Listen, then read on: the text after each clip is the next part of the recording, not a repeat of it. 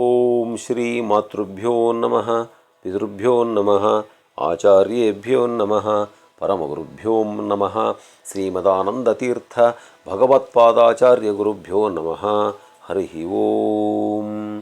ನಾರಾಯಣಂ ನಮಸ್ಕೃತ್ಯ ನರಂ ಚೈವ ನರೋತ್ತಮಂ ದೇವೀಂ ಸರಸ್ವತೀಂ ವ್ಯಾಸಂ ತತೋ ಜಯಮುದೀರಯೇತ್. ತಿಳಿಯ ಹೇಳುವೆ ಕೃಷ್ಣ ಕಥೆಯನು, ಇಳೆಯ ಜಾಣರು ಮೆಚ್ಚುವಂತಿರೆ ನೆಲೆಗೆ ಪಂಚಮ ಶ್ರುತಿಯನೊರೆವೆನು ಕೃಷ್ಣ ಮೆಚ್ಚಲಿಗೆ. ಹಲವು ಜನ್ಮದ ಪಾಪರಾಶಿಯ ತೊಳೆವ ಜಲವಿದು, ಶ್ರೀಮದಾಗಮ ಕುಲಕ್ಕೆ ನಾಯಕ ಭಾರತಾಕೃತಿ ಪಂಚಮ ಶ್ರುತಿಯ.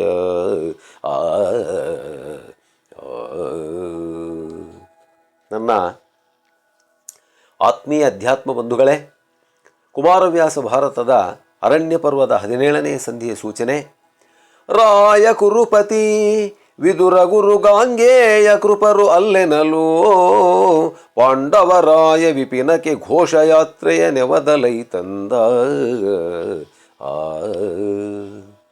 ವಿದುರ ಗುರುಗಳಾಗಿರ್ತಕ್ಕಂಥ ದ್ರೋಣಾಚಾರ್ಯರು, ಭೀಷ್ಮಾಚಾರ್ಯರು, ಕೃಪಾ ಇವರು ಬೇಡ ಅಂದರೂ ಕೇಳದಂಗೆ ಪಾಂಡವರು ವಾಸ ಮಾಡ್ತಕ್ಕಂಥ ಅಡವಿಗೆ ಘೋಷಯಾತ್ರೆಗೆ ಬರ್ತಾನೆ ದುರ್ಯೋಧನ.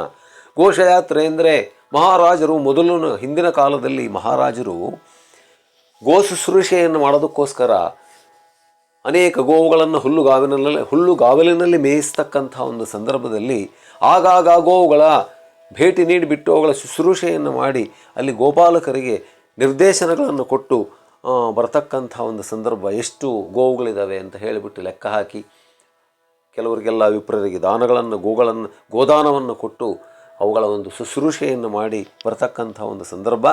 ಇದನ್ನು ನಾವು ಘೋಷಯಾತ್ರೆ ಅಂತ ಕರಿತೀವಿ. ಅವನು ದುರ್ಯೋಧನ ಘೋಷಯಾತ್ರೆಯ ನೆವದಲ್ಲಿ ಆ ಪಾಂಡವರಿಗೆ ತನ್ನ ಐಶ್ವರ್ಯವನ್ನು ತೋರಿಸೋದಕ್ಕೆ, ತನ್ನ ಒಂದು ದಿಮಾಕನ್ನು ತೋರಿಸಬೇಕು ಅಂತ ಹೇಳಿಬಿಟ್ಟು ಅಲ್ಲಿಗೆ ಬರ್ತಾನೆ ಅನ್ನತಕ್ಕಂಥ ಒಂದು ಸಂದರ್ಭ. ಕೇಳು ಜನ ಮೇ ಜಯ ಧರಿತ್ರಿ ಪಾಲ ನಿಜ ನಗರಕ್ಕೆ ಲಕ್ಷ್ಮೀ ಲೋಲ ವಿಜಯಂಗೈದನಿತ್ತಲು ಪಾಂಡುನಂದನರು. ಪಾಂಡವರಿಗೆ ಬಂದಿರತಕ್ಕಂಥ ದುರ್ವಾಸ ಮಹರ್ಷಿಗಳ ಒಂದು ಶಾಪವನ್ನು ಅವರು ಪರಮಾತ್ಮ ತಪ್ಪಿಸಿಬಿಟ್ಟು ದ್ವಾರಕಾಪುರಿಗೆ ಬರ್ತಾನೆ. ಈ ಕಡೆ ಪಾಂಡವರು ಮತ್ತೆ ಚಿಂತೆಯಲ್ಲಿ ಮುಳುಗುತ್ತಾರೆ. ಮೇಲುದುಗುಡದ ಮುಖದ ಚಿಂತೆಯ ಜಾಳಿಗೆಯ ಜಡಮನದಲ್ಲಿದ್ದರೂ, ಸೂಳು ಸುಯಿಲಿನ ಹೊಯ್ದ ನಾಸಾಪುಟದ ಬೆರಳಿನಲ್ಲಿ. ಪಾಪ ಅವರಿಗೆ ಬೆಳಿಗ್ಗೆ ಆದರೂ ಚಿಂತೆ, ಸಾಯಂಕಾಲ ಆದರೂ ಚಿಂತೆ. ಅಡವಿಯಲ್ಲಿದ್ದರೂ ದುರ್ಯೋಧನ ಬಿಡ್ತಾ ಇಲ್ಲ, ಏನೋ ಒಂದು ಕಷ್ಟವನ್ನು ಅವರಿಗೆ ಕೊಡ್ತಾ ಇದ್ದಾನೆ ಪಾಪ. ಹೇಳ್ತಾನಂತ ಧರ್ಮರಾಜ, ಮುರಾರಿ ಕೃಪೆಯನ್ನು ತೋರಿ ಅಡಗಿದನ ಕಟಾವಿಧಿ ಎಂದು ಅಳಲಿದನು ಭೂಪ. ಪರಮಾತ್ಮ ಬಂದ, ನಮ್ಮ ಕಷ್ಟವನ್ನು ಪರಿಹಾರ ಮಾಡಿದ, ಮತ್ತೆ ತನ್ನ ಜಾಗಕ್ಕೆ ತಾನು ಹೋದ. ತಿರುಗಿ ಯಾವಾಗ ಬರ್ತಾನೋ ಏನೋ ಅಂತ ಒದ್ದಾಡ್ತಿದ್ದಾನೆ ಧರ್ಮರಾಜ ಪಾಪ. ಏನು ಕಷ್ಟ, ಎಲ್ಲ ಒಳ್ಳೆಯವರಿಗೆ ಕಷ್ಟ ಬರೋದು, ಕೆಟ್ಟವರಿಗೆ ಕಷ್ಟ ಬರೋದೇ ಇಲ್ಲ. ಇನ್ನೂ ತಪ್ಪು ಮಾಡೋದಕ್ಕೆ ಇನ್ನೂ ಅವರಿಗೆ ಸ್ಫೂರ್ತಿ ಸಿಗುತ್ತೆ, ಆದರೆ ಒಳ್ಳೆಯವರಿಗೆ ಕಾಲ ಇಲ್ಲ. ಅರಸ ಕೇಳೈ ಹಸ್ತಿನಾಪುರವರಕ್ಕೆ ಕಾಮ್ಯ ಕವನದಿ ನೊಬ್ಬನು ಧರಣಿಸುರನ್ ಐತಂದು ಕರ್ಣಾದಿಗಳ ಮನೆಗಳಲ್ಲಿ. ಒಬ್ಬ ಭೂಸುರ ಕಾಮ್ಯ ಕವನದಿಂದ ಹಸ್ತಿನಾವತಿ ಪುರಕ್ಕೆ ಬಂದಿದ್ದಾನೆ, ಅಲ್ಲಿ ಕರ್ಣಾದಿಗಳ ಮನೆಗೆ ಬಂದಿದ್ದಾನೆ. ಇರಲಿರಲು ಧೃತರಾಷ್ಟ್ರ ಭೂಪತಿ ಕರಸಿ ಬೆಸಗೊಂಡನು, ಯುಧಿಷ್ಠಿರ ನಿರವನು ಅದ ಅಟವೀ ತಟ ಪರಿಭ್ರಮಣೈಕ ಭೀಷಣವ. ಆ ಒಬ್ಬ ವಿಪ್ರ ಬಂದಿದ್ನಲ್ಲ, ಅವನನ್ನು ಧೃತರಾಷ್ಟ್ರ ಕರೆದು ಬಿಟ್ಟು, ಏನಪ್ಪ ಪಾಂಡವರ ಒಂದು ಪರಿಸ್ಥಿತಿ ಏನು, ಕಷ್ಟಪಡ್ತಿದ್ದಾರಾ ಸುಖ ಪಡ್ತಿದ್ದಾರಾ ಅಂತ ಕೇಳಿದಾಗ ಅವನು ಹೇಳಿದ, ಇಲ್ಲೇ ಸುಖ, ಅವರಿಗೆ ಬಂದಿರೋದೇ ಕಷ್ಟ, ಆದರೂ ಕೂಡ ಪಾಲಿಗೆ ಬಂದಿದ್ದು ಪಂಚಾಮೃತ ಅಂತಾರಲ್ಲ, ಆ ರೀತಿ ಅವರು ಪಾಪ ಆ ಕಾಲವನ್ನು ಕಳೀತಿದ್ದಾರೆ. ಪರಮಾತ್ಮ ಅವರನ್ನು 24 ಗಂಟೆ ಕಾಪಾಡ್ತಿದ್ದಾನೆ. ಅಂತೂ ಬಹಳಷ್ಟು ಕಷ್ಟವನ್ನು ಪಾಂಡವರು ಪಡ್ತಾ ಇದ್ದಾರೆ ಎಂದಾಗ ಅವನಿಗೆ ತುಂಬ ಚಿಂತೆ ಆಗಿಬಿಡ್ತು ಧೃತರಾಷ್ಟ್ರನಿಗೆ. ಈ ವಿಧಿಯೇ ಪಾಂಡವರಿಗಕಟ ಸಾವು ಸೇರದು ತನಗೆ, ಈ ವಿಧಿಯೇ ಪಾಂಡವರಿಗಕಟ. ಪಾಂಡವರಿಗಿಷ್ಟು ಇಂಥ ಕಷ್ಟ ಬಂತ. ಸಾವು ಸೇರದು ತನಗೆ ತಾಮುನ್ನಾವನೋ ಹಿಯನಳಿದೆನೋ ಭವ ಭವ ಸಹಸ್ರದಲ್ಲಿ. ಹಿಂದಿನ ಜನ್ಮಗಳಲ್ಲಿ ನಾನು ಎಂಥ ವ್ರತವನ್ನು ನಾನು ಅಳಿಸಿದ್ದೀನೋ ಏನೋ, ಪಾಪ ಪಾಂಡವರಿಗೆ ಇಂಥ ಒಂದು ಕಷ್ಟ ಬಂತಲ್ಲ. ಈ ವಿಲಾಸವನೀ ವಿಭವ ಸಂಭಾವನೆಯ ನೀ ಪದವಿಯನೀ ಪುತ್ರಾವಳಿಯ ಸುಡಲೆನು ತಮಿಗೆ ಮರುಗಿದನು ಧೃತರಾಷ್ಟ್ರ. ಈ ವಿಲಾಸ, ಈ ವಿಭವ, ಈ ಸಂಭಾವನೆ, ಈ ಪದವಿ ಯಾತಕ್ಕೆ ಬೇಕಾ? ಇವೆಲ್ಲ ಪಾಂಡವರು ಅಷ್ಟು ಕಷ್ಟಪಡ್ತಾ ಇದ್ರೆ ನಾನು ಹೆಂಗೆ ಜೀವನವನ್ನು ಮಾಡಲಿ?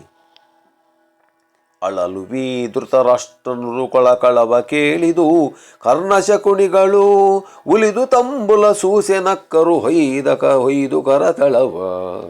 ಇದ್ರಲ್ಲ ಕರ್ಣ, ದುರ್ಯೋಧನ, ಇವರೇ ದುಷ್ಟ ಚತುಷ್ಟಯರಾಗಿರ್ತಕ್ಕಂಥ ಇವರು. ಈ ವಿಚಾರ ಕೇಳಿ ಅವ್ರಿಗೆ ನಗು ಬಂತಂತೆ. ಏನು ಚಪ್ಪಾಳೆ ಹೊಡ್ಕೊಂಡು ನಗ್ತಿದ್ದಾರೆ. ಕಳಸಿರೋ ಮನಿಗಳು ಮಹೀಶನ ನಿಳಯ ಕೈ ತಂದರು. ಸೀದಾ ಅವರು ದೊಡ್ಡಪ್ಪನ ಮನೆಗೆ ಬಂದಿದ್ದಾರೆ, ಅವರ ಅಪ್ಪನ ಮನೆಗೆ. ಸುಲೋಚನ ಜಲವ ಸೆರಗಿನೊಳರಸಿ ನುಡಿದರು ಖೇದವೇನೆನುತ. ಯಾಕಪ್ಪ ಅಳ್ತಿದ್ಯಾ, ನೀನೇನು ಯೋಚನೆ ಮಾಡಬೇಡ ಅಂತ ಹೇಳಿಬಿಟ್ಟು ಕಣ್ಣೀರನ್ನು ಒರೆಸಿದರಂತೆ. ಖೇದಬೇಕೆಂದೇನು, ಯಾಕಪ್ಪ ನನಗೆ ದುಃಖ ಯಾಕೆ ಅಂತ ಕೇಳ್ತಿದ್ದೀರಾ? ಧೃತರಾಷ್ಟ್ರ ಹೇಳ್ತಾನೆ, ಮಕ್ಕಳು ಬೀದಿಗರುವಾದರೂ ವನಾಂತದಲಾದ ಚಿತ್ತವ್ಯಥೆಯ ಕೇಳಿದು ಬೆಂದುದೆನ್ನೊಡಲು. ಪಾಪ ಪಾಂಡವರು ಅಷ್ಟು ಕಷ್ಟಪಡ್ತಾ ಇದ್ದಾರಲ್ಲ, ನಿಮಗೆ ಊಟ ಹೆಂಗೆ ಸೇರುತ್ತೋ, ನಾವು ಹೆಂಗೆ ಊಟ ಮಾಡಬೇಕು ಅವರ ಕಷ್ಟ ತಿಳಿದುಬಿಟ್ಟು.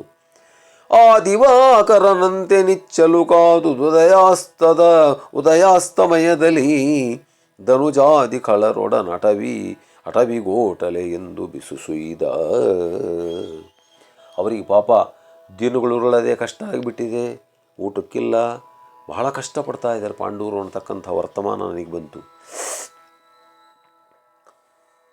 ಅದನ್ನು ಕೇಳಿ ಇವರಂತರಂತೆ, ಮಹಾರಾಜ, ವಿಷಯ ಲಂಪಟ ರಕ್ಷ ಲೀಲಾ ವ್ಯಸನಗೋಸುಗವತ್ತೆ ಇಟ್ಟರು ವಸುಮತಿಯ. ವಿಷಯ ಲಂಪಟಕ್ಕೋಸ್ಕರ ಅವರು ವಸುಮತಿಯನ್ನು, ಭೂಮಿಯನ್ನು ಒತ್ತೆ ಇಟ್ಟು ಜೂಜಿನಲ್ಲಿ ಸೋತರು. ಅನ್ಯಾಯ ಉಂಟೇ ನಿನ್ನ ಮಕ್ಕಳಲ್ಲಿ, ನಿನ್ನ ಮಕ್ಕಳಲ್ಲೆಲ್ಲಾದರೂ ಅನ್ಯಾಯ ಇದೆಯೇನಯ್ಯ? ಅನ್ಯಾಯ ಮಾಡ್ಕೊಂಡು ಹೋದವರು ಅವರು. ಉಸುರಲಮ್ಮದೆ ಸತ್ಯವನ್ನು ಪಾಲಿಸಲು ಹೊಕ್ಕರು ಅರಣ್ಯವನು. ಅವರು ಮಾಡಿರ್ತಕ್ಕಂಥ ತಪ್ಪನ್ನು ಬಚ್ಚಿಟ್ಕೊಂಡು ಸತ್ಯ ಪರಿಪಾಲನೆಗೆ ಅಂತ ಹೇಳಿಬಿಟ್ಟು ಅಡವಿಗೆ ಹೋಗಿದ್ದಾರಲ್ಲ ಕೆಲಸಕ್ಕೆ ಬರೆದವರು. ತದ್ವ್ಯಸನ ಫಲಭೋಗಿಗಳಿಗೆ ಅಳಲುವಿರೇಕೆ ನೀವೆಂದ. ದುರ್ಯೋಧನ ಹೇಳ್ತಾನೆ, ಅದಕ್ಕೋಸ್ಕರ ಯಾಕಪ್ಪ ಅಳತೀಯ? ಅವರೇ ಅಧರ್ಮಿಗಳು, ನಾವೇ ಧರ್ಮಾತ್ಮರು, ನಮ್ಮನ್ನು ಧರ್ಮಾತ್ಮರು ಅಂತ ಅಧರ್ಮಿಗಳು ಅಂತೀಯಲ್ಲ.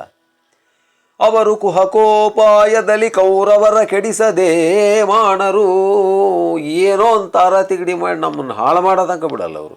ಅರ್ಜುನ ಪವನಜರ ಭಾಷೆಗಳ ಮರೆದಿರೆ ಜೂಜು ಸಭೆಯೊಳಗೆ ಏನವತ್ತು ಜೂಜಾಡಿ ಅವರು ಸೋತಾಗ ಅರ್ಜುನನ ಮಾತೇನು, ಭೀಮನ ಮಾತೇನು, ಏನು ಪರಾಕ್ರಮ, ಮತ್ತು ಅವರು ಸುಮ್ಮನೆ ಬಿಡ್ತಾರೆ ನಮ್ಮನ್ನು. ಅವರು ಸುಜನರು, ಅವರಾದರೂ ಸುಜನರು, ನಿಮ್ಮವರು ಖಳರು. ಅವರು ಸದಮಲ ಸಾಧುಗಳು, ಕೌರವರು ಅಸಾಧುಗಳೆಂದು ತೋರಿತೆ ನಿಮ್ಮ ಚಿತ್ತದಲ್ಲಿ. ಅವರು ನೋಡಿದರೆ ಸಾಧುಗಳು, ನಾವು ನೋಡಿದರೆ ಅಸಾಧುಗಳ. ಅವರು ಸುಜನರು, ನಾವು ದುರ್ಜನರ. ಇದು ನಿನ್ನ ಮನಸ್ಸಿಗೆ ಹೆಂಗೆ ಬಂತಪ್ಪ? ಅವರ ವನವಾಸದ ದಿನಗಳು ನಮಗೆ ಸುದಿನ. ಇವಾಗ ಅವರು ವನವಾಸ ಹೋಗಿದ್ದಾರೆ, ನಾವು ಆರಾಮಾಗಿದ್ದೀವಿ. ಸುಖವಾದ ಅನುಭವ. ಅವರ ಅವಧಿ ತುಂಬಿದ ಬಳಿಕ ನೋಡ ಸಾಧುಗಳ ಪರಿಯ. ಅವರ ಅವಧಿ ತುಂಬಿದ ಮೇಲೆ ಬರ್ತಾರಲ್ಲ, ನೋಡು ಸಾಧುಗಳು ಅಂತೀಯಲ್ಲ, ಅವರು ತೋರಿಸ್ತಾರೆ ಅವಾಗ ಪರಾಕ್ರಮ. ನಿಮಗೆ ದುರ್ಯೋಧನನ ಸಾಮ್ರಾಜ್ಯದ ನಿರೀಕ್ಷಿಸುವರ್ತಿಯಲ್ಲಿ ಪಾಂಡವರ ಹಂಬಲ ಮರೆಯುವುದು ಉಚಿತವು ಎಂದನ ಕರ್ಣ ಹೇಳಿಂದ. ಇವಾಗ ನೋಡ್ತಾ ಇದ್ದರೆ ದುರ್ಯೋಧನನ ಒಂದು ಅದ್ಭುತವಾಗಿರ್ತಕ್ಕಂಥ ಒಂದು ಒಂದು ಬೆಳವಣಿಗೆಯನ್ನು ಸೈರಿಸಲಾರದೆ ನೀನು ಅದನ್ನು ನೋಡ್ದಂಗೆ ನೀನು ಪಾಂಡವರ ಪರಿಸ್ಥಿತಿಯನ್ನು ಯೋಚನೆ ಮಾಡ್ತಿದೆಯಲ್ಲ ಅಂತ ಶಕುನಿ ಅಂದ. ಕರ್ಣ ನೋಡಪ್ಪ, ಎಂಥ ಮಾತಾಡ್ತಿದ್ದಾನೆ ಮಹಾರಾಜ, ಇಂಥ ಕೆಲಸ ಮಾಡ್ಬೋದೇನಯ್ಯ ಅಂತ ಶಕುನಿ ಅಂದಾಗ, ಶಕುನಿಯ ಮಾತಿನಲ್ಲಿ ಸಂದೇಹವೇ. ಕರ್ಣ ಹೇಳ್ತಾನೆ, ಶಕುನಿ ಹೇಳಿದ್ದು ನೂರು ಭಾಗ ಸತ್ಯ. ಪಾಂಡವರು ಬಂಧುದ್ರೋಹಿಗಳು ತಮ್ಮವಧಿ ತುಂಬಲು ಕೇಡತಹರೆಂಬ. ಅವಧಿ ಮುಗಿದ ತಕ್ಷಣ ಅವ್ರು ಕೇಡ್ ಮಾಡ್ತಾರೆ ಅನ್ನೋದು ಗ್ಯಾರಂಟಿ. ಈ ಹದನು ತಪ್ಪುವುದೇ ನೀವತಿ ಮೋಹದಲ್ಲಿ ಬಿಡೆ, ಬೀಸಿ ಬಿದ್ದರೆ ಕಾಹುರರು ಕೌರವರ ಕೆಡಿಸುವಿರಿ ಎಂದನಾ ಕರ್ಣ. ಹಿಂಗೆ ಇವರನ್ನು ಅಶಕ್ತರನ್ನಾಗಿ ಮಾಡಿ, ಪಾಂಡವರನ್ನು ಹೊಗಳಿ ಕೌರವರನ್ನು ಬೈದು ಇವರನ್ನು ಅಶಕ್ತರನ್ನಾಗಿ ಮಾಡ್ತೀಯಾ ಧೃತರಾಷ್ಟ್ರ ಅನ್ನಂತೆ, ಮಹಾರಾಜ ಅನ್ನಂತೆ ಕರ್ಣ. ಅವಾಗ ಧೃತರಾಷ್ಟ್ರ ಅಂತಾನೆ, ಆಯ್ತಪ್ಪ ಹೋಗಲ ಪಾಂಡವರ ಚಿಂತೆಯ ನೀಗಿದೆನು, ನೀವಿನ್ನು ನೆನೆ ಉದ್ಯೋಗವೇನೆನೆ ನಗುತ ನುಡಿದನು ಕರ್ಣ ಶಕುನಿಗಳು. ಆಯ್ತಪ್ಪ, ಪಾಂಡವರ ಪರಿಸ್ಥಿತಿ ಬಿಟ್ಬಿಟ್ಟು ಅವ್ರ ಯೋಚನೆ ಬಿಡ್ತೀನಿ ಇವತ್ತಿನಿಂದ. ಮುಂದಿನ ಪರಿಸ್ಥಿತಿ ಏನು ಮಾಡ್ತೀರೋ ನೀವು ಹೇಳ್ರಿ ನನಗೆ. ಇವಾಗ ನಾನು ಪಾಂಡವರ ಬಗ್ಗೆ ಚಿಂತೆ ಮಾಡೋದನ್ನು ಬಿಟ್ಬಿಡ್ತೀನಿ ನೀವು ಹೇಳಿದಂಗೆ. ಆದರೆ ನಿಮ್ಮ ಮುಂದಿನ ಒಂದು ಕರ್ತವ್ಯ ಏನು ಅದನ್ನು ನನಗೆ ಹೇಳ್ರಿ. ಈಗಲೀ ವಿಭವದ ವಿಲಾಸದ ಭೋಗದ ಗಳಿಕೆಗಳ ಭುಜದರ್ಪಾಗಮವ ಅವರಿದ್ದವನದಲ್ಲಿ ತೋರಬೇಕೆಂದ. ಏನು ನೀವು ಇಲ್ಲಿ ಮಾತಾಡ್ತಿರೋ, ನಾನು ಹಂಗೆ ನಾವಿಂಗೆ ನನ್ನ ದರ್ಪ ಏನು ಅವರು ಹೋಗಿಬಿಟ್ಟು ನೀವು ಅವರೆದುರಿಗೆ ತೋರಿಸಿದರೆ ನಿಮ್ಮ ಪರಾಕ್ರಮ ಪ್ರತಿಷ್ಠೆಗಳನ್ನು ನಾನು ಒಪ್ಪಿಗೆಂತೀನಿ. ನಾಡೊಳಗೆ ತುರುಹಟ್ಟಿಯಲ್ಲಿ ಹೊಲನಾಡಿ ಹೆಚ್ಚಿದ ಗೋಕದಂಬವ ನೋಡುವುದು ನೆವ ಕುರುಪತಿಯ ಗಾಢದ ಸಗಾಡಿಕೆಯ. ಇದೇ ನೋಡಿ ಧೃತರಾಷ್ಟ್ರನ ಪ್ರಾಬ್ಲಮ್ ಏನಂದರೆ, ಪಾಂಡವರ ಹತ್ರ ಪಾಂಡವರು ಅಂತ ಮರುಗುತ್ತಾನೆ ಧೃತರಾಷ್ಟ್ರ, ಆಮೇಲೆ ಮತ್ತೆ ಕೌರವ್ರ ಹಿಂದೆನೇ ಹೋಗ್ತಾನೆ. ಅದಕ್ಕೆ ಕಣ್ಣಿಲ್ದಿರ ಜೊತೆಗೆ ವಿವೇಕದ ಕುರುಡು ಅಂತ ಹೇಳಿ, ಜ್ಞಾನ ಇದ್ದು ಕುರುಡ, ಕಣ್ಣಿಲ್ದಿದ್ದರೂ ಕುರುಡ, ಜ್ಞಾನ ಇದ್ದು ಕುರುಡ ಇವನು ಧೃತರಾಷ್ಟ್ರ. ಅವಾಗ ನಾಡೊಳಗೆ ತುರುಹಟ್ಟಿಯಲ್ಲಿ ಹೊಲನಾಡಿ ಹೆಚ್ಚಿದ ಗೋಕದಂಬವ ನೋಡುವುದು ನೆವ. ನಾವಲ್ಲೆಲ್ಲ ತುರುಗಳನ್ನು ಬಿಟ್ಟಿದ್ದೀವಲ್ಲ, ಆಕಳುಗಳನ್ನು, ಅಲ್ಲಿ ಗೋಕುಲ ಇದೆಯಲ್ಲ, ಅದನ್ನು ನೋಡ್ತಕ್ಕಂಥ ನೆವದಿಂದ ನಾವು ಘೋಷಯಾತ್ರೆಗೆ ಹೋಗಬೇಕು. ಕುರುಪತಿಯ ಗಾಢದ ಸಗಾಡಿಕೆಯ ನೋಡಿ ನಸಿಯಲ್ಲಿ ಪಾಂಡು ಸುತರು. ಅಲ್ಲಿ ಹೋದ ಮೇಲೆ ದುರ್ಯೋಧನನ ಒಂದು ಐಶ್ವರ್ಯವನ್ನು, ಒಂದು ಅದ್ಭುತವಾಗಿರತಕ್ಕಂಥ ಒಂದು ಶಕ್ತಿಯನ್ನು, ಅವನ ಸಗಾಡಿಕೆಯನ್ನು ನೋಡಿ ಪಾಂಡವರು ಕುದ್ಕೊಂಡು ಸಾಯಬೇಕು ಹೊಟ್ಟೆ ಕಿಚ್ಚಿಪಟ್ಟು. ನೋಡಿ ನಸಿಯಲ್ಲಿ ಪಾಂಡು ಸುತರು ಅವರಾಡುಗಾಡಿನ ಹೊಲನ ಹೊರೆಯಲಿ ಕೂಡೆ ತನು ಪರಿಮಳದಲ್ಲಿ ಅರಮನೆ ಅಂಗನ ನಿವಹ. ಏನು ರಾಣಿವಾಸದವರೆಲ್ಲ ಒಳ್ಳೊಳ್ಳೆ ಶೃಂಗಾರವನ್ನು ಮಾಡ್ಕೊಂಡು, ಬಂಗಾರದ ಬಳೆಗಳನ್ನು ಹಾಕ್ಕೊಂಡು, ಶೃಂಗಾರ ಮಾಡ್ಕೊಂಡು, ಅಲಂಕಾರ ಮಾಡ್ಕೊಂಡು ಹೋಗಿ ಅವ್ರ ಮುಂದೆ ನಿಲ್ಲಲಿ. ಅವರು ಮೊದಲೇ ಏನೂ ಇಲ್ಲದೆ ಇರತಕ್ಕಂಥ, ಕೆಲಸಕ್ಕೆ ಬರದೇ ಇರತಕ್ಕಂಥವರು ನಮ್ಮ ಒಂದು ಪರಿಸ್ಥಿತಿಯನ್ನು ನೋಡಿ ಅವರು ಹೊಟ್ಟೆ ಕಿಚ್ಚುಪಟ್ಟು ಸಾಯಲಿ. ಸಿರಿಗೆ ಸಫಲತೆಯ ಹುದು ನಾನಿದನರಿಯೇ, ನೀವರಿದ್ದ ವಿನಾಂತರಕ್ಕೆ ಗಮಿಸುವುದು ಉಚಿತವೇ ಮನಮುನಿಸು ನೆರೆಬಲಿದು. ಆವಾಗ ಕೌರವರು ಹೇಳಿದ್ದ, ದುರ್ಯೋಧನಾದಿಗಳು ಹೇಳಿದ್ದನ್ನು ಕೇಳಿದರು ಧೃತರಾಷ್ಟ್ರ, ಅಪ್ಪ ಹೋಗ್ರಿ ಕಾಡಿಗೆ, ನಾನು ಬೇಡ ಅನ್ನಲ್ಲ, ಆದರೆ ಅವರು ಎದುರುಗಡೆ ನೀವು ಈ ಥರ ಎಲ್ಲ ಹೋಗಿಬಿಟ್ಟು ನಿಮ್ಮ ಒಂದು ಐಶ್ವರ್ಯವನ್ನು ತೋರಿಸಿಬಿಟ್ಟು, ನಿಮ್ಮ ಒಂದು ಪ್ರತಿಷ್ಠೆಯನ್ನು ತೋರಿಸಿ ಮೆರಿಬಾಡ್ರಪ್ಪ, ಅದು ಒಳ್ಳೆಯದಲ್ಲ. ಕೆರಳಿದರೆ ಕಾಳಹುದು ಭೀಮನ ದುರುಳತನವೀ ಕೌರವೇಂದ್ರನ ಹುರುಳು ಹುರಿಯೇರುವುದು ಮತವಲ್ಲೆಂದ ನಂದನೃಪ. ಅಲ್ಲಿಗೆ ಹೋಗ್ಬಿಟ್ಟು ಅವರೆದುರಿಗೆ ನಿಮ್ಮ ಹಣೆ ಬಾರ ತೋರಿಸಿ ಅಲ್ಲ ಅನಿಸ್ಕೊಂಡು ಬರಬೇಡ್ರಿ. ಮೊದಲೇ ಭೀಮಸೇನಿದ್ದಾನಲ್ಲಿ, ಅವನಿಗೆ ಸಿಟ್ಟು ಬರೋದು, ನಿನಗೆ ಸಿಟ್ಟು ಬರೋದು, ಇನ್ನೇನಾದರೂ ಅನಾಹುತ ಆದರೆ ಕಷ್ಟ, ಬೇಡ ಅಲ್ಲಿಗೆ ಹೋಗಬೇಡ್ರಿ. ಇಲ್ಲಪ್ಪ ಆ ಕೆಲಸ ಮಾತ್ರ ಮಾಡಲ್ಲ, ನೀನೇನು ಚಿಂತೆ ಮಾಡಬೇಡ, ಧೈರ್ಯವಾಗಿರು. ರಾಣಿಯರ ರಹಿಯಿಂದ ರಂಜಿಸಿ ಜಾಣೆಯರ ಬಹೆವರಸ, ಜಾಣಿನಲ್ಲಿ ಬಹೆವರಸ. ಅವಾಗ ಕರ್ಣಾಶಕುನಿಗಳು ಹೇಳ್ತಾರೆ, ಮಹಾರಾಜ ನೀನೇನು ಯೋಚನೆ ಮಾಡಬೇಡ, ರಾಣಿಯರ ರಹಿಯಿಂದ ರಂಜಿಸಿ ಜಾಣಿನಲ್ಲಿ ಬಹೆವರಸ. ಅವರಿಗೂ ಬೇಜಾರಾಗಿರುತ್ತೆ ಕಾಡಿನಲ್ಲಿ. ನಮ್ಮ ರಾಣಿ ಮಾಸದವರನ್ನೆಲ್ಲ ಕರ್ಕೊಂಡೋಗ್ಬಿಟ್ಟು ನೃತ್ಯ ವಾದ್ಯ ಮೇಳಗಳಿಂದ ಅವರನ್ನೆಲ್ಲ ಸಂತೋಷಪಡಿಸಿ ನಾವು ಮತ್ತೆ ಬರ್ತೀವಿ. ನಿಮ್ಮಡಿ ಆಣೆ ಎಂದು ಒಡಬಡಿಸಿದನು ಒಡಬಡಿಸಿದರು ನೃಪಕರ್ಣಶಕುನಿಗಳು. ಕರ್ಣಶಕುನಿ ಇವರು ಏನೇನೋ ಕಷ್ಟಪಟ್ಟು ಈ ಧೃತರಾಷ್ಟ್ರನನ್ನು ಮೆಚ್ಚಿಸ್ತಾರಂತೆ. ಪರಿಮಿತದಲ್ಲಿ ವಾರ್ತೆನೆಗಳಿದುದು ಅರಮನೆಯಲ್ಲಿ ಇದನೈದೆ ಕೇಳಿದು ಗುರುವಿದುರ ಗಾಂಗೇಯ ಕೃಪರು ಅಳಲಿದರು ತಮ್ಮೊಳಗೆ. ಈ ವಾರ್ತೆ ಕ್ಷಣಕ್ಕೂ ಕೂಡ ಹಸ್ತಿನಾವತಿ ನಗರದಲ್ಲೆಲ್ಲ ಪಸರಿಸಿಬಿಟ್ಟಾಗ ಈ ವಿಚಾರವನ್ನು ತಿಳಿದಿರತಕ್ಕಂಥ ಭೀಷ್ಮ, ದ್ರೋಣ, ಕೃಪಾಚಾರ್ಯರು ಮರುಗಿಬಿಟ್ರು. ಅಯ್ಯೋ ರಾಮ, ಅಲ್ಲಿಗೆ ಯಾಕೆ ಹೋಗ್ತಾರೆ ಇವರು? ಕರೆಸಿ ನುಡಿದರು ಕರ್ಣಸೌಬಲ ಕುರುಪತಿಗಳಿಗೆ. ಅವರನ್ನು ಕರೆಸಿಬಿಟ್ಟು ಹೇಳ್ತಾರಂತೆ, ಅಪ್ಪ ಘೋಷಯಾತ್ರಾಭರವನ್ನು ಅರಿದೆವು ಹೋಹುದನುಚಿತವೆಂದನು ಎಂದರನಿಬರಿಗೆ. ದುರ್ಯೋಧನ, ನೀವು ಘೋಷಯಾತ್ರೆ ಹೋಗ್ತೀವಿ ಅನ್ನೋದು ಗೊತ್ತಾಯಿತು, ಆದರೆ ಅಲ್ಲಿಗೆ ಮಾತ್ರ ಹೋಗಬೇಡ್ರಪ್ಪ, ಬೇರೆ ಎಲ್ಲಿಗಾದರೂ ಹೋಗ್ರಿ, ಅಲ್ಲಿಗೆ ಹೋಗೋದು ಒಳ್ಳೆಯದಲ್ಲ ಅಂತ ಹೇಳಿದ್ರಂತೆ. ಸಾರಿದೆವು ನಿಮ್ಮೊಡನೆ ಬಾರೆವು, ನೀವು ಹೋದ್ರೆ ನಾವು ಬರಲ್ಲ, ದೂರಲಾಗದು, ನಮ್ಮನ್ನು ಬೈಬಾರ್ದು, ನೀವು ಏನು ಮಾಡೋಕ್ಕಾಗಲ್ಲ, ನಮಗೆ ಇಷ್ಟ ಇಲ್ಲ. ನಮ್ಮ ನಿನಿಬರ ಮೀರಿದೊಡೆ ರಣಭಂಗ ತಪ್ಪದು ಹೋಗಬೇಡೆನಲ್ಲೂ. ನಮ್ಮ ಮಾತು ಮೀರಿದರೆ ನಿಮಗೆ ಒಳ್ಳೇದಾಗಲ್ಲ, ಹೋಗಬೇಡ್ರಿ ಅಂತ ಹೇಳಿದರೆ ದೂರ ತಾರೆವು ನಿಮಗೆ. ಅವರಂತನಂತೆ ನಿಮಗೆ ನಾವು ಯಾವುದೇ ದೂರನ್ನು ತರಲ್ಲ, ಕೆಟ್ಟ ಹೆಸರು ತರಲ್ಲ. ನಾವು ಕೈ ಮೀರಿನ ನಡೆಯೆವು ಕಾರ್ಯಗತಿಯಲ್ಲಿ ಜಾರಿ ಜಡಿತೆಯ ಮಾಡೆವೆಂದರು ಎಂದನು ಕೌರವರ ರಾಯ. ಅವಸರಪಟ್ಟು ಯಾವ ತಪ್ಪನ್ನು ನಾವು ಮಾಡಲ್ಲ ತಾತ, ನೀವೇನು ಯೋಚನೆ ಮಾಡಬೇಡ್ರಿ ಎಂದಂತೆ ದುರ್ಯೋಧನ. ಆದುದಾಗಲಿ ಹೋಗಿಯೇನೆ ದುರ್ಭೇದ ಗರ್ವಗ್ರಂಥಿ ಪುಲಕ ವಿನೋದಶೀಲರು ಭುಜವ ಹೊಯ್ದರು ನೋಡಬಹುದೆನು.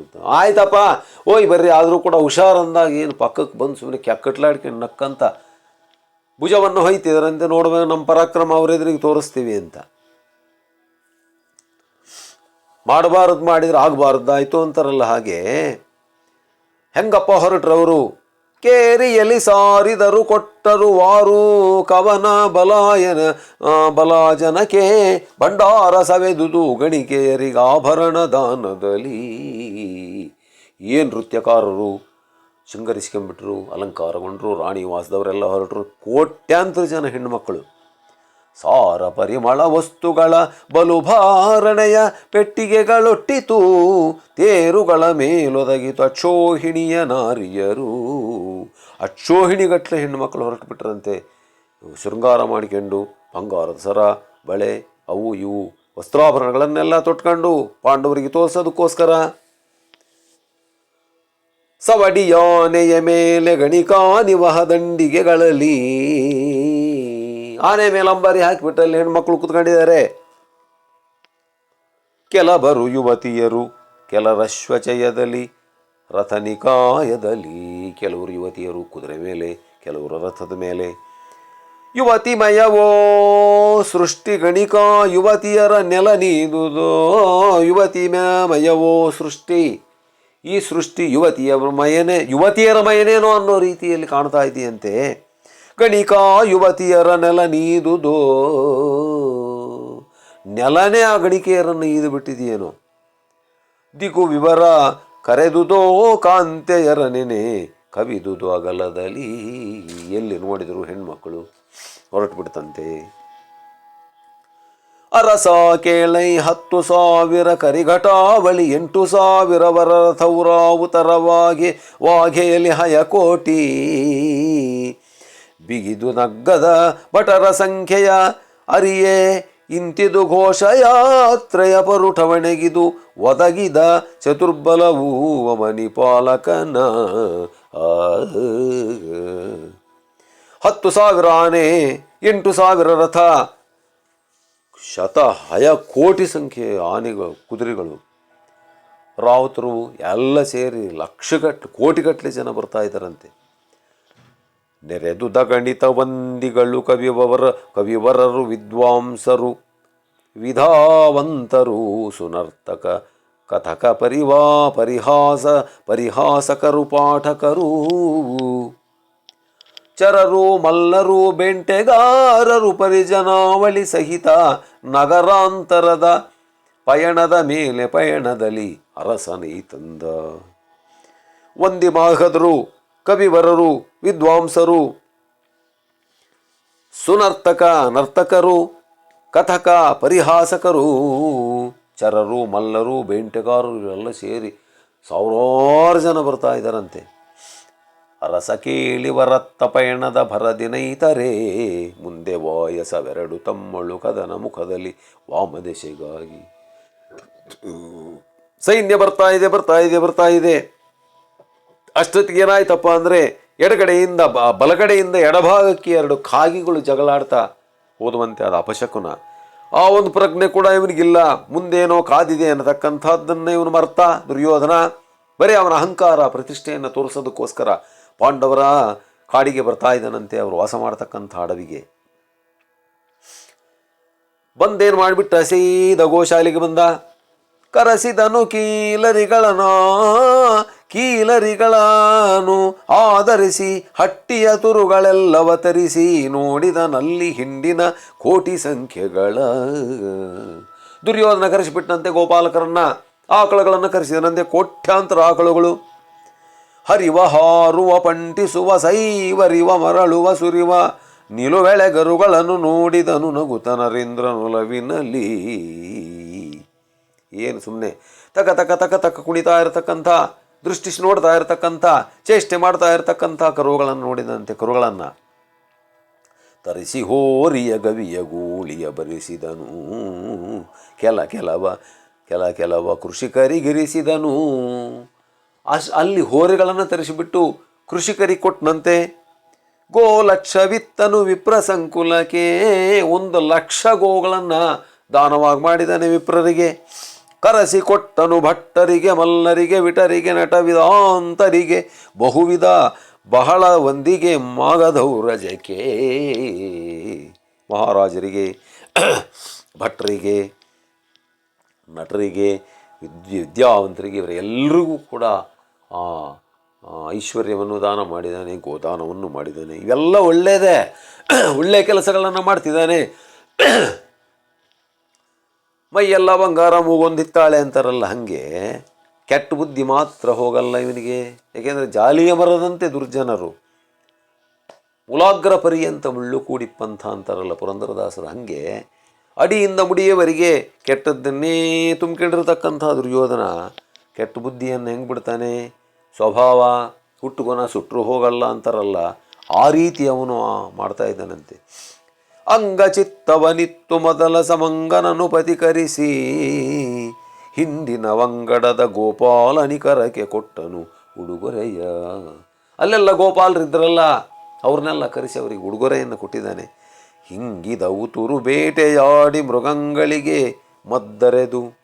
ಆಕಳುಗಳೆಲ್ಲ ಅವುಗಳ ಹಟ್ಟಿಗೆ ಸೇರಿದ ಮೇಲೆ ಆ ಮೃಗಯ ಬೇಟೆಗೆ ಅಂತ ಹೋಗಿಬಿಟ್ಟು ಆಕಳುಗಳನ್ನು ಅವುಗಳಿಂದ ರಕ್ಷಣೆ ಮಾಡಿ ತುರುಗಳನ್ನು ಗಡಿವಾಗಂಗಳಿಗೆ ಕೊಡಿಸಿದನು ಪರಿವಾರಕ್ಕೆ ವಿನೋದದಲ್ಲಿ. ಈ ರೀತಿ ಅವನು ಅಲ್ಲಿ ಕಾಲವನ್ನು ಕಳೀತಾ ಇದ್ದಾನಂತೆ. ಪಾಂಡವರು ಯಾವಾಗ ಕಾಣಿಸ್ತಾರೋ ನನ್ನ ಪ್ರತಿಷ್ಠೆಯನ್ನು, ನನ್ನ ಪರಾಕ್ರಮವನ್ನು, ನನ್ನ ನಾನತ್ವವನ್ನು, ನನ್ನ ಒಂದು ಧೀಮತಿಯನ್ನು, ನನ್ನ ಒಂದು ಬಲವನ್ನು, ನನ್ನ ಒಂದು ಪರಾಕ್ರಮವನ್ನು ಯಾವ ರೀತಿ ಅವರಿಗೆ ತೋರಿಸ್ತೀನೋ ಅನ್ನೋ ಇದಕ್ಕೆ ಕಾತರನಾಗಿದ್ದಾನಂತೆ. ಎಲ್ಲರೂ ಹೋಗಿದ್ದಾರೆ. ಒಳ್ಳೆಯ ಜನ ಬಿಟ್ಟು ಉಳಿದಿರತಕ್ಕಂಥ ದುಷ್ಟಚತುಷ್ಟಯರು, ದುಶ್ಯಾಸನ, ದುರ್ಯೋಧನ, ಶಕುನಿ, ಕರ್ಣ, ವಿಕರ್ಣ, ಜಯದ್ರಥ, ಇನ್ನೊಬ್ಬರು ಮತ್ತೊಬ್ಬರು ಕೆಲಸಕ್ಕೆ ಬರದೇ ಇರತಕ್ಕಂಥವರು, ಸಮಾನ ಮನಸ್ಕರು, ಸಮಾನ ದುಷ್ಟ ಮನಸ್ಕರೆಲ್ಲರೂ ಕೂಡ ಅಡವಿಗೆ ಹೋಗಿದ್ದಾರೆ. ಆದರೆ ಭಗವಂತನೊಬ್ಬ ನಿಧಾನೆ ಅನ್ನತಕ್ಕಂಥದ್ದನ್ನು ಮರ್ತಿದ್ದಾರೆ. ಅವನಿಗೆ ಏನೇನು ಕತೆ ಅವನು ಮಾಡ್ತಾನೆ, ಅವನಿಗೇನು ಸರಿಯಾದ ಶಾಸ್ತಿ ಆಗುತ್ತೆ ಅಂತಕ್ಕಂಥದ್ದನ್ನು ನಾವು ಮುಂದಿನ ಸಭೆಯಲ್ಲಿ ಅಥವಾ ಮುಂದಿನ ಸಂಧಿಯಲ್ಲಿ ನೋಡೋಣ ಅಂತ ಹೇಳ್ತಾ, ಓಂ ಶ್ರೀ ಕೃಷ್ಣಾರ್ಪಣಮಸ್ತು.